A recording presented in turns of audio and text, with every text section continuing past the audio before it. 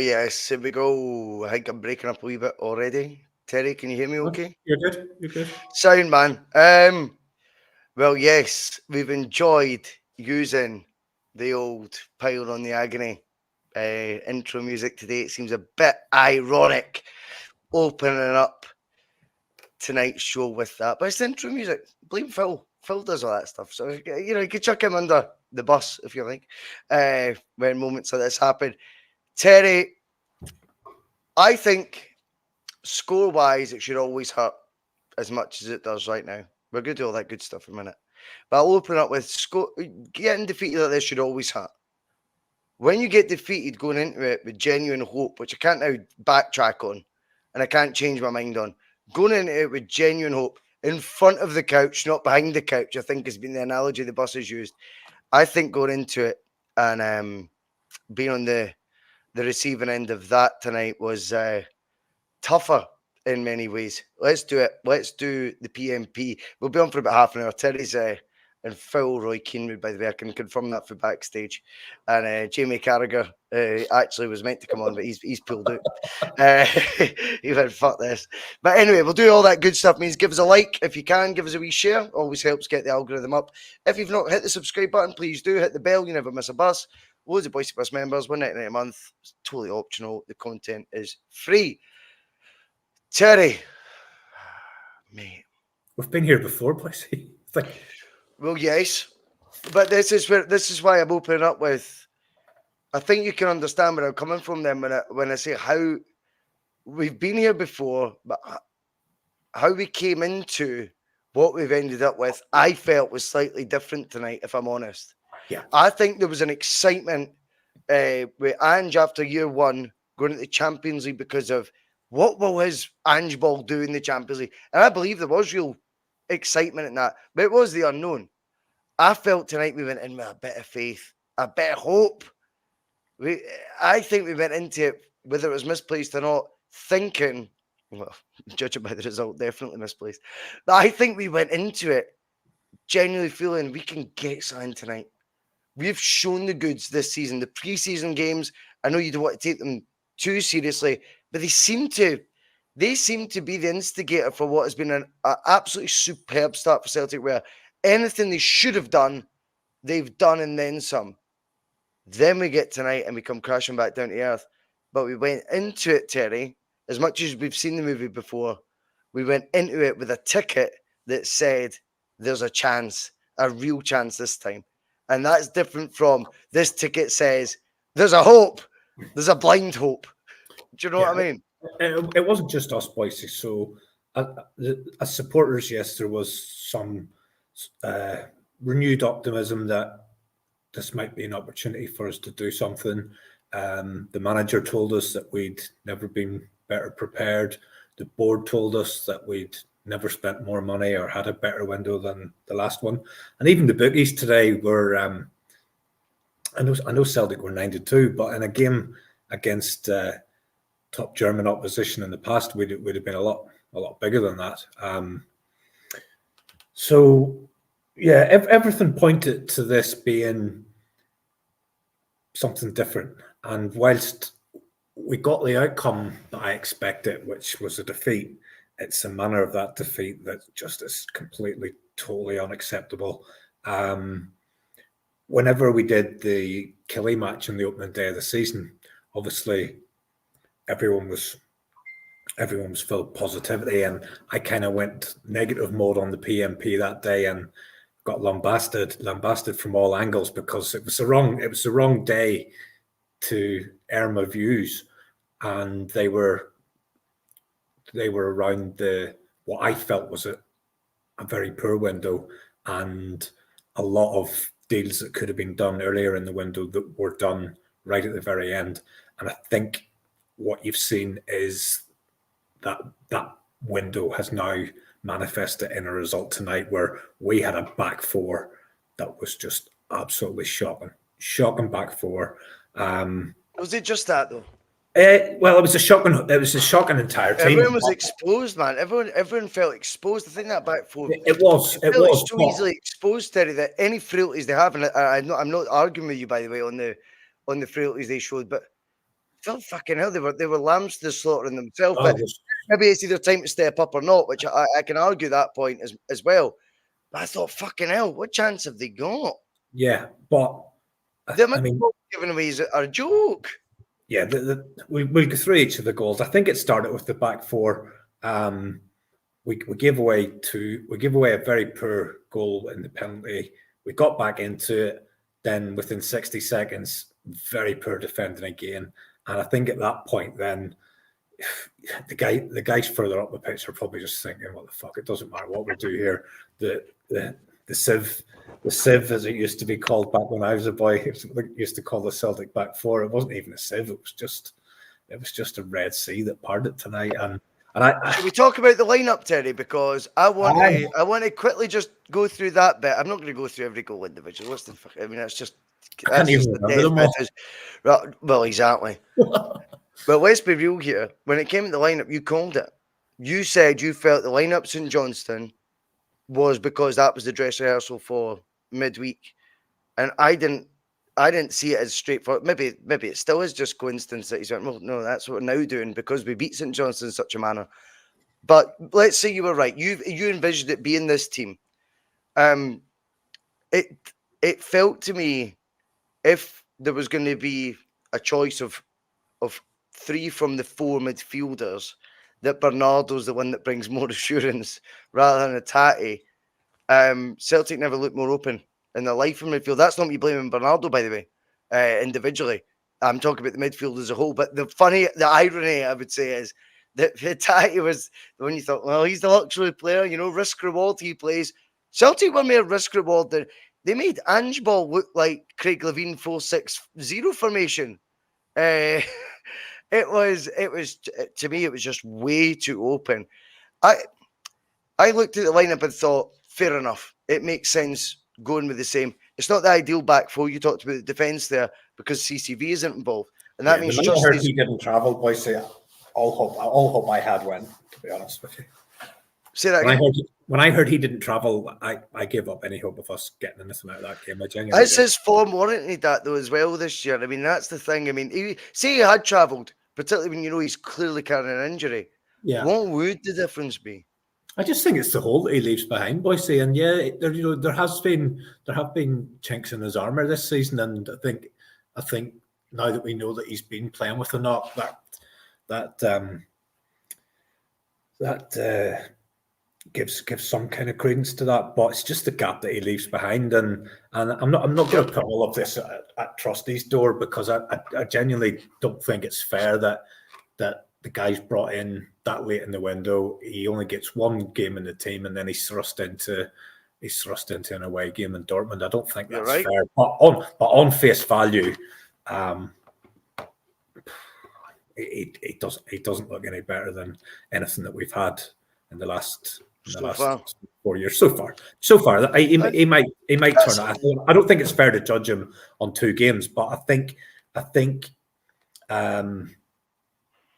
so some of what we've seen there tonight was very, very, very poor in terms of the basics.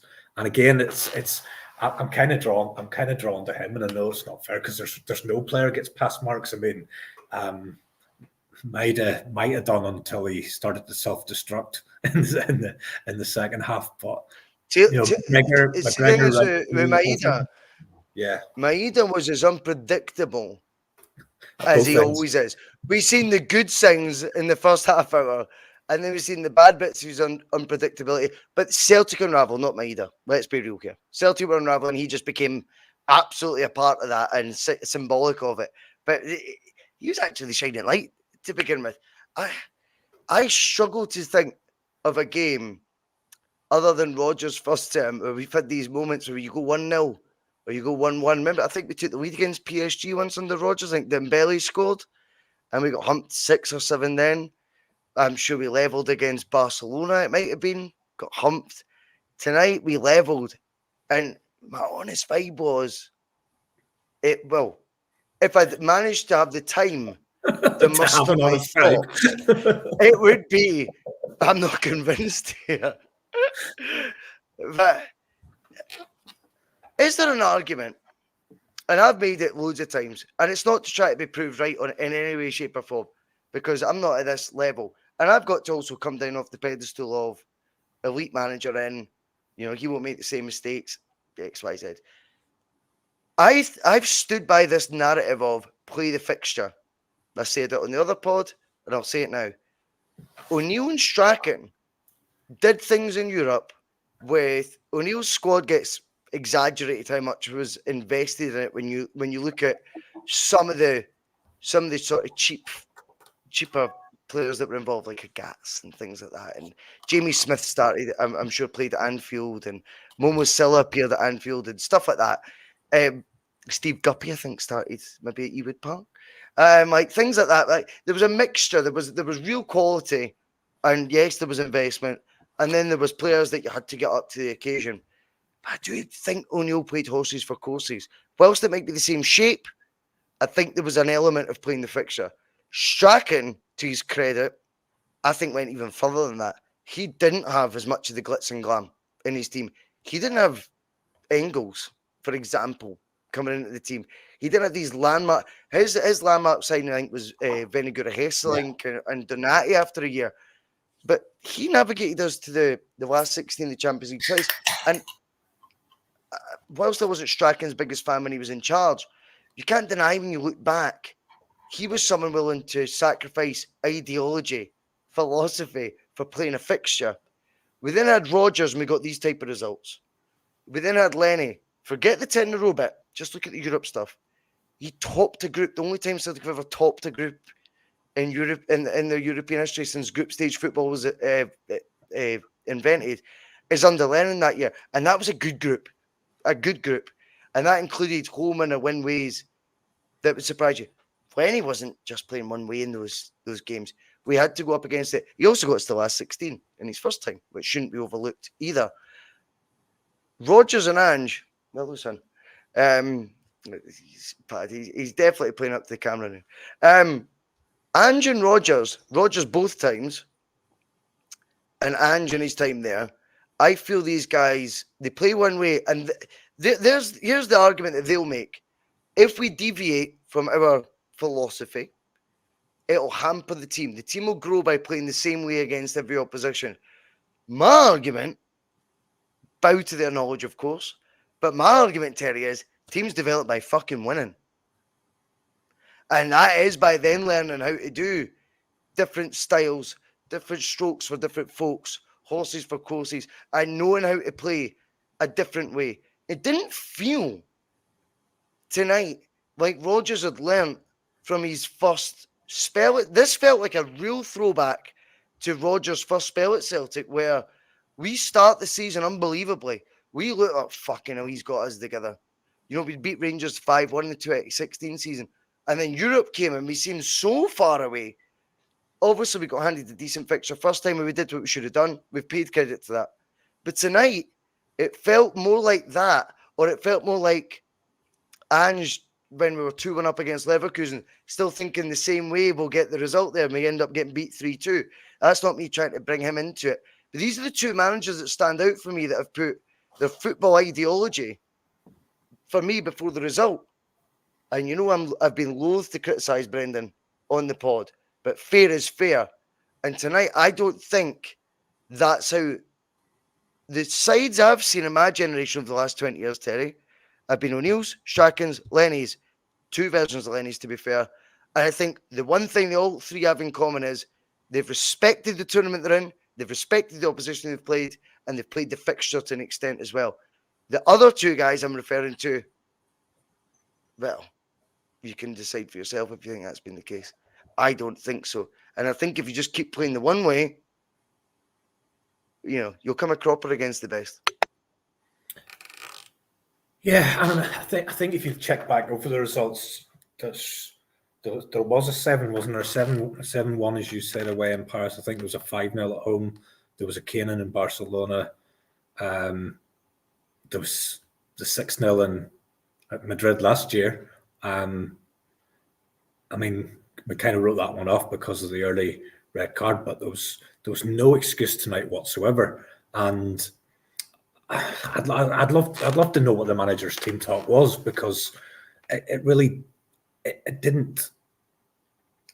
It wasn't clear to see what we were trying to do tonight, and. Well, do you think that? Well, here's my argument then, Terry. Going back to what I said, do you think we've learnt more tonight from a 7-1 cuffing by playing the same way we played St Johnstone, or do you think we'd have learnt more? Maybe we would have lost, but by adapting and playing the fixture. How do you think a team evolves more? We've not learned anything because we're getting the same outcome that we've got so many times whenever we go in against any team of any sort of level at the moment. And I mean, everyone, the commentators and what have you, were gushing around Dortmund. I think, I know they got to the final last year. I thought they did quite a nice run. I don't think they're gonna threaten to win the tournament. I think we just made them look really, really good. I think the goals, regardless of what way the manager set up or how we went into the game or what way he wanted to play, we just made it so easy for them. And I know we don't really want to go through each of the goals individually, but if we did, we played a part in virtually every single one of them in terms of handing them to them on a plate. They'll never get an easier set of goals if they play for the next 10 years. It was just so easy, and I just can't think of one Celtic player that gets any kind of pass marks out of that game tonight. And usually, I think you touched on it. I think Maeda up to half an hour. Yeah, probably. And if you look at the amount of shots that were raining in on him, Schmeichel made some good saves. I'd say there was some that he feels he should have kept out, but for some of those, he was just doing an impression of Doris de Vries that night in Paris, where every single shot just went in, and they were flying in from all angles. But I mean, if Celtic had done any kind of research into Dortmund, they would surely have identified the guy with the pace, and we think we've got players with pace. That's proper pace. That's proper pace. That guy. And then you're going. Yeah. So I was going to say, sorry, Terry. I was going to say about the Schmeichel thing. I'm glad you touched on him because, I mean, see, I think Mark it was who'd put in the group chat. You know, he goes, the keeper looks in a state of shock right now. See, to be honest with you, I think a Celtic goalkeeper. When we talk about Celtic jumping levels from domestic to Europe, no one feels that more than the goalkeeper. I think he's in shock because there were shots. And that is one hell of a fucking jump, though. But one of them was a deflection, which didn't look a deflection at first as well, to be fair to him. Yeah. But I think he was. I think he was in a bit of shock. I don't think he expected Celtic's levels to drop or Celtic's level that he was witnessing, and he's well-versed, to be fair, to be a decent judge of what a good team in front of him looks like. I think it's fair to say he might have been in a state of shock. And I think that's happened all from the goalkeepers, that they've been astounded at, holy fuck, you went from the acid test of being alert all 90 minutes but used sparingly, so it's a real test to you to be, are you still at it? To suddenly being, oh my God, even when we've got the ball at the halfway line, in fact, even when we've got it outside their box, I'm in jeopardy. And that is one hell. I think he's had the biggest reality check of being a Celtic keeper. Maybe there'll be, a Joe Hart sitting there quietly right now going, I fucking told you so. He had more to do tonight than he has in the whole season so far domestically. I think his state of shock was just shots coming in and being roughly within his vicinity and requiring him to make a save.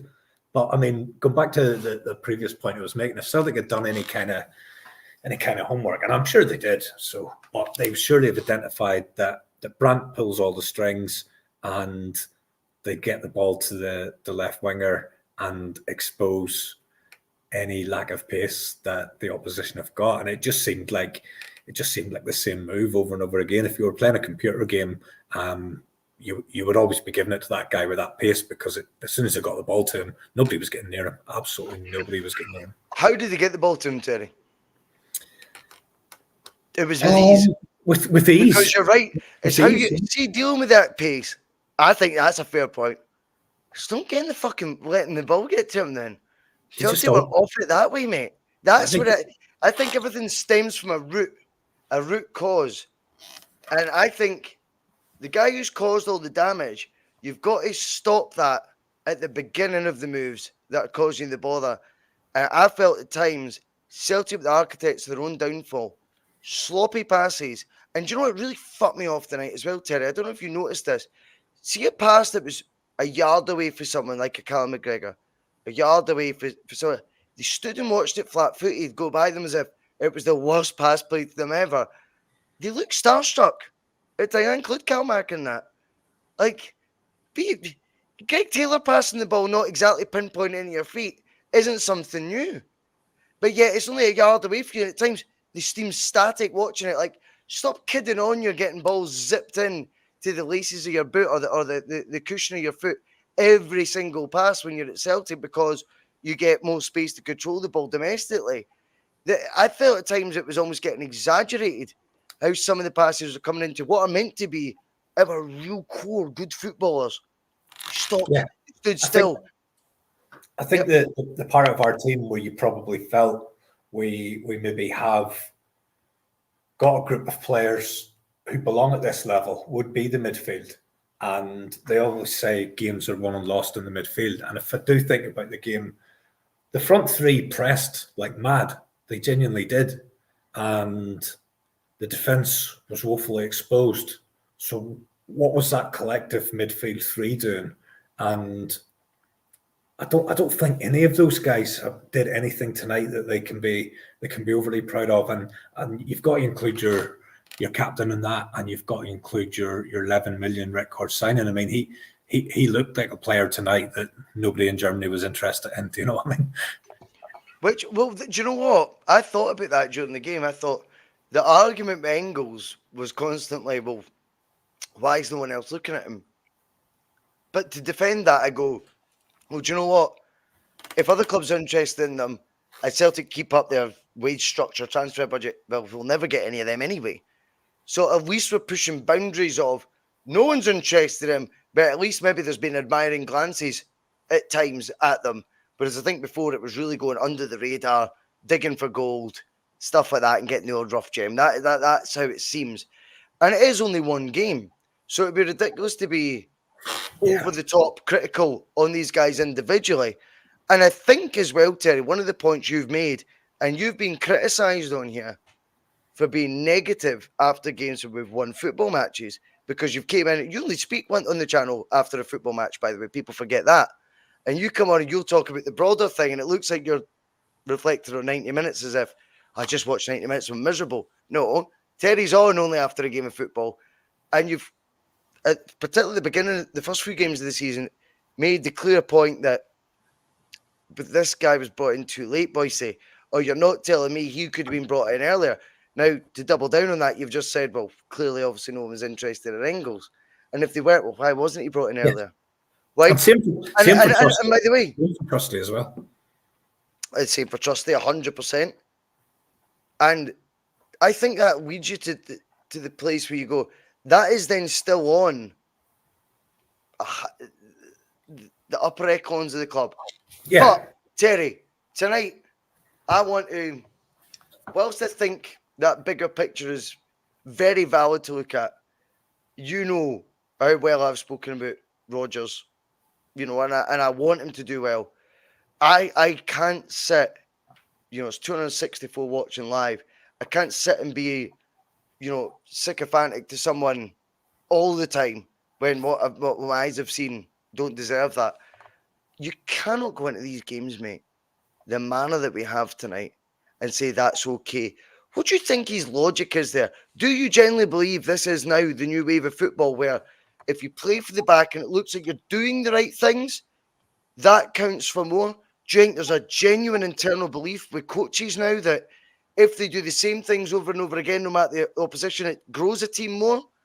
I don't think teams... See, when we look at the other thing, when we say Celtic players don't expect them to stay for long, because if they do well, we'll sell them, then we don't have that internal growth anyway. But I think players grow quicker for winning, for fucking winning football matches and learning more strings to their bow. Tonight, Do you honestly have any defence for how the manager set up Celtic tonight to do the exact same team? I'm not being in line up wise, we've discussed that, but in terms of approach, the same as what we did at McDermott Park on Saturday night.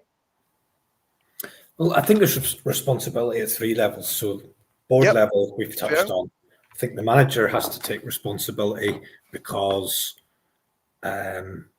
he clearly hasn't taken the learning from previous spankings that he had. And the players 100% have to take responsibility because no matter what the game plan was, they didn't execute it in any way, shape, or form. Do you think that game plan was any different from what it normally is? I don't know, Bhoycie, because I can't honestly... Lukido comes in. He says he's just said on TV he won't change. He was asked about PSG, Barcelona, Madrid, hammerings, and he's basically saying this is what we do. But tonight I struggled to see what the game plan was because I don't see... I mean... I thought it was hell. I thought it was I thought it was just replicating the domestic. Yeah. But we didn't do that. We didn't do... Because you're not going to get the chance. I think that this level of opposition, when you rise up for such a... I'll be honest, even the version of Rangers, I'm sure they're better now. The version of Rangers we played early this season, this is levels and levels and levels up. I think if my complaint at the board, Terry, is we don't respect the tournament we're in enough with the investment we make, then I can level the same criticism at the manager I defend left, right, and centre at not respecting the elite, the best tournament in the world football club level by thinking domestic SPFL stuff will achieve the same. And it almost feels to me it's too easy an excuse then to use the gap stuff after it. Well, you see the gap, it's clear. The gap, hey, look at that gap. No, your job's to bridge that gap. And that then means horses for courses. Surely we've got to go back to playing the fixture. Or am I just completely one-dimensional, living in Martin O'Neill land? I don't know.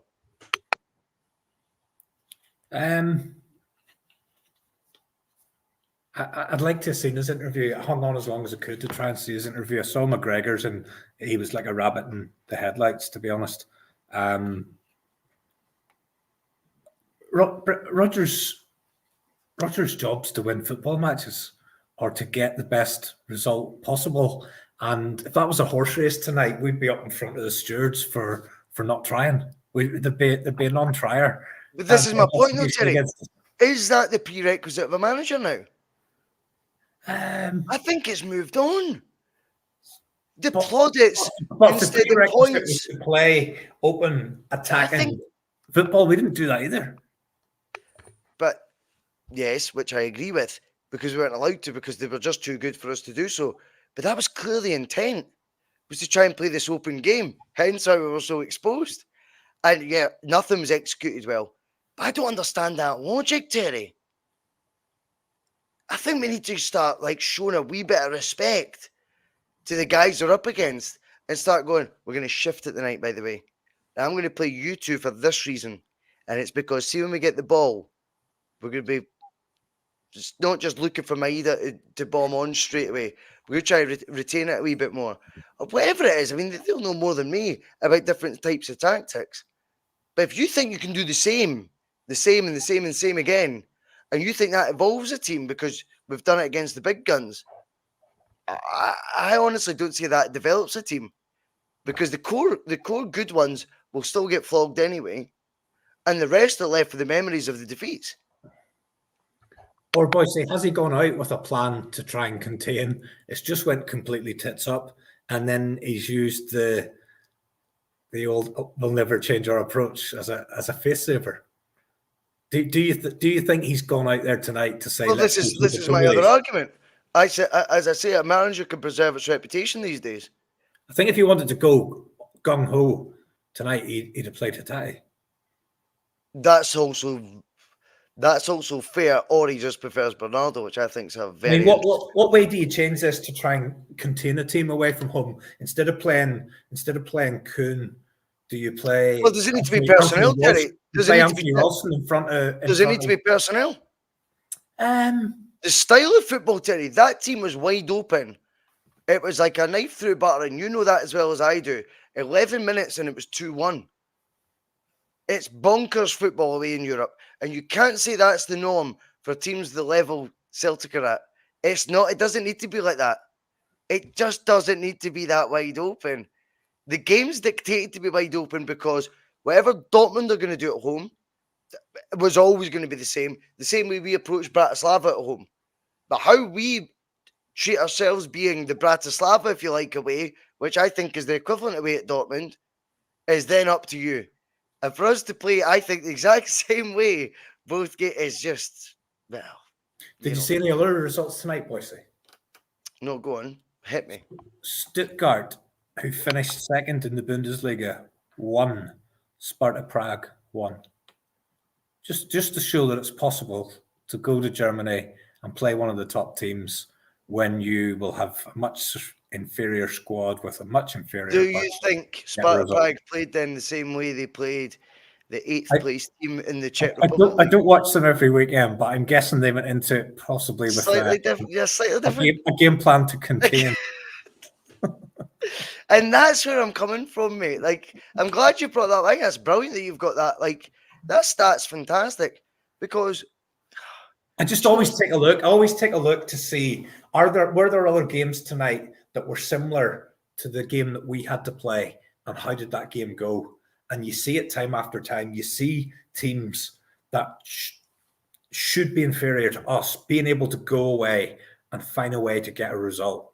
And I've no problem with Celtic going to Dortmund and losing. I've got a problem with Celtic going to Dortmund and losing the way that we lost tonight. And it is unacceptable. I don't care about whether the manager thinks that's him sticking to his principles or whatever. The only people that weren't blameless tonight, Bhoycie, were those 4,000 supporters that were in that ground in Celtic. And there's probably tens of thousands littered all over Germany watching on screens and bars, and just if you sort of feel for those guys. You know, they spend a lot of money, they take time off work, and they have to sit through that. Like, it's just embarrassing. I felt embarrassed, mate. See, when it was 5-1 at half time, I thought, I see the thing is with the second half. Do you know what? There was moments of time in play. If we're going to single someone out, not for extra criticism, but just because he's a focal point of the team and he gets the ball a lot. Kalmak looked more comfortable in the ball 5-1 down the second half than he did when it was the nitty-gritty. That frustrates me. And it's like, I know what you're capable of. You're showing me what you're capable of now. It's almost like he was getting more confident. It's like, oh, fuck, you've been more than confident now. 5-1. I need that from you when it's 1-1. And there's so much you can go through. I think for me, it was a reality check that maybe the team needed. I think it shows you as well. And I said on Twitter, I don't know if you agree with this, I said, Scales and Taylor have still started Champions League matches this season. Scales and Taylor. Scales is good tonight, by the way. He defended fucking the best he possibly could. Conceded 5, by the way. I know folk will ever jump in and defend him and say he was brilliant, but conceded 5.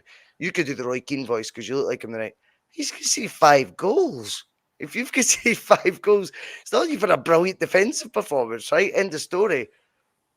But the optics of it being Scales and Taylor's your left-hand side of defence, to a man in this live chat through pre-season, we were told they shouldn't be Champions League rated players to start Champions League games for Celtic with 100 million in the bank. That takes you back to the upper tier of the conversation. And whilst Trusty will get a lot of criticism, he wasn't brought in to be the right-sided defender.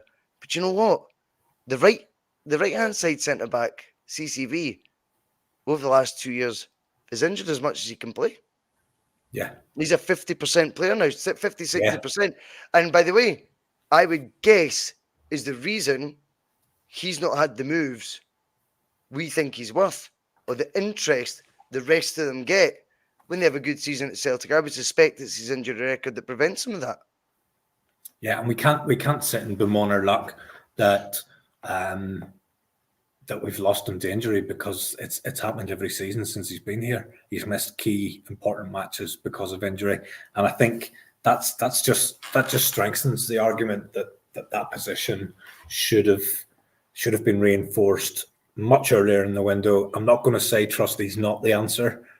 He's not shown me anything so far to make me think that he's any better than Scales, Navroggy, whoever. But as you say as well, you signed the guy on deadline day, want him to be exactly. And I get the pelters, mate, on the social medias, Terry. I know you don't give a fuck about all that, but I get the pelters for go, oh, you still moaning, mate. At least they've got them in now. And I'm like, just wait for Europe. And by the way, I think you were right when you said Adamida probably should start the midweek game. It fit him more, not because you think he's better than Kyogo, whatever. I don't think he thinks that's a guy I can start quite yet, because he's still on this road to getting into full flow. It's fucking ridiculous at this stage. Yeah, I mean, in hindsight, I think he might have given them something to think about, because that defence, probably for the first 15 minutes, we looked as if we could get something out of them, just because they were playing a sort of risky approach. They were trying to play it out, but I mean, Kyogo was non-existent. Kuhn, did he touch the ball first half? Not first half. I think he got his first touch just. It was crazy, mate, how out the game he was. And no, he pressed like mad. But yeah, he did. But we don't want him to press. We want him to put the ball in the net. Right? Yeah, and well, you know, you were talking about pressing. I mean, Maeda shows you how to press and affect games. You know, the goal Maeda scores is, I know it could have been there. Like, I don't know. I think for me, if Ida was up to scratch and he did that Chelsea Man City pre-season, Ida, I think that would have been Brendan's man by now. And that is my criticism with the board. It's great to box stick, but you waited on the Matt O'Reilly money to look like you're right busy and you're right at it. These were guys, Bernardo should have been straight in as soon as the window opened. Ida should have been as soon as the window opened. And you look at Ingles and you go, you said at the start of the show, who else was interested in him, really? We don't know, right? We don't know. So see if there wasn't really anywhere else. Spend the fucking money. You know fine well you're selling O'Reilly anyway. But imagine the stance it looked like if it was going to be O'Reilly in the 5 for the 3 positions in midfield. As much as I said, I still see Luke McCowan starting a Champions League game this year, and I feel that even more now.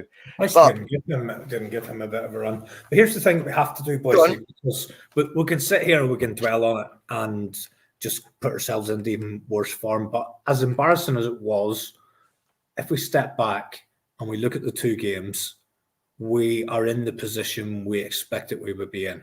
We're on 3 points after 2 games. So we're on target. Yeah, I know that.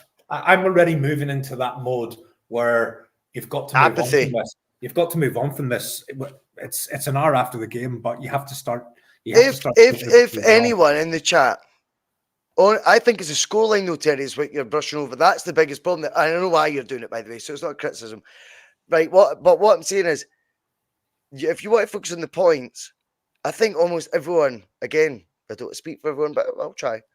I think everyone said, you beat Bratislava at home, likelihood is you get nothing for the next 2 away games. That manner of defeat, though, freaks you out for the next away defeat. Oh, it does. Right? And that could be them worse. And if this is a league table,